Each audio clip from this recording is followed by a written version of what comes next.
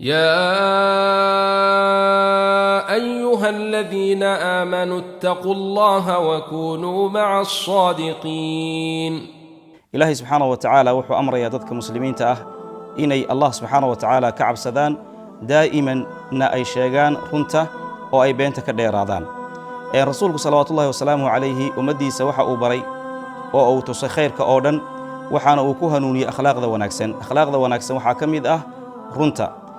taa cagsigeeda waxaa beenta oo iyaduna akhlaaqda mid aadka iyo aadka u xun beenta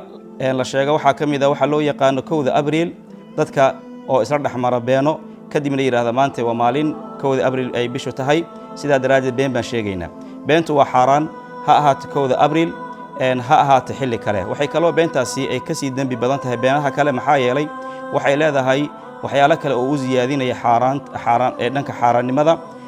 maxaa yeelay 1 Abriil asal ahaan beenta la sheegayay waxay nooga timi ummad aan ahayn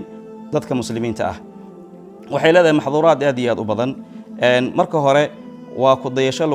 lagu dayanayo dad aan muslimiin ahayn asal ahaan waxa la yiraahdaa 1 Abriil beenta la sheegay waxay ka timi dalka Faransiiska sidaas oo kale rasuulku wuxuu leeyahay sallallahu alayhi wasallam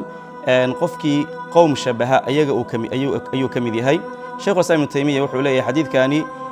ugu yaraan waxa uu natusinayaa inay xaraan tahay in lagu daydo dad aan muslimiin ahayn waxa kaloo jira xadiidka laga fahmaya dadku inay qofkii shabaha qowmka uu shabaho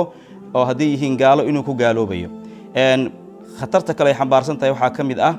qofku inuu ka nixiyo qof muslim oo walaalkiisa isagoo marka adeegsanaya beenta waxa loo yaqaan 1 Abriil taasna waa xaraan dheer beernimadii maxaa yeelay rasuulku sallallahu alayhi wasallam wuxuu leeyahay la yahillu limuslimin an yurawwi'a muslima qof muslima uma banaana inuu ka nixiyo ama uu ka agagixiyo qof muslim sidoo kale dadkii ay ka timi dhankooda oo 1 Abriil beenta in la sheega ayagiiba maanta qaati billahi ka taagan Yurub hadda wadamo kamid waxay gaareen in qofka 1 Abriil been sheega beentiisana ay mujtamaca dhibaato u geyso ama qof fardi ay dhibaato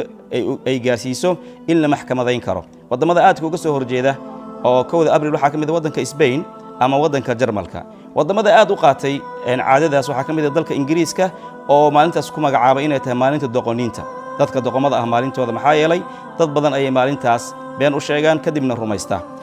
rasuulku sallallahu alayhi wasallam wuxuu ka digay beenta in lagu kaftamo dadka qaarkood 1 Abriil beenta waxay u sheegaan inay kaftan ka dhigaan ama lagu qoslo ama dadka u sheegaan waxyaalo qaraa'ib oo aysan markaas aysan rumaysan karin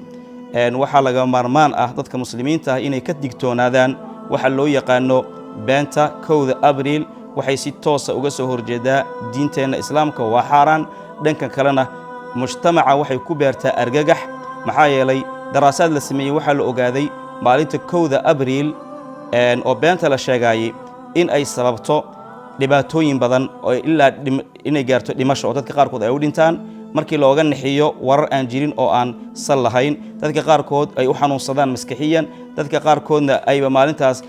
kaliya waxa ugu yaray u soo gaarsiiso ay noqoto murugo sidaas daraadeed qofka muslimka ayadoon marna aysan u banaanayn inuu been sheego maalintaas 1 Abriil way uga sii daran tahay haday kaftan ka ahayd waa inaa joojisa maxaa yeelay rasuulku sallallahu alayhi wasallam wuxuu yiri inni la amzah wala aqulu illa sidqa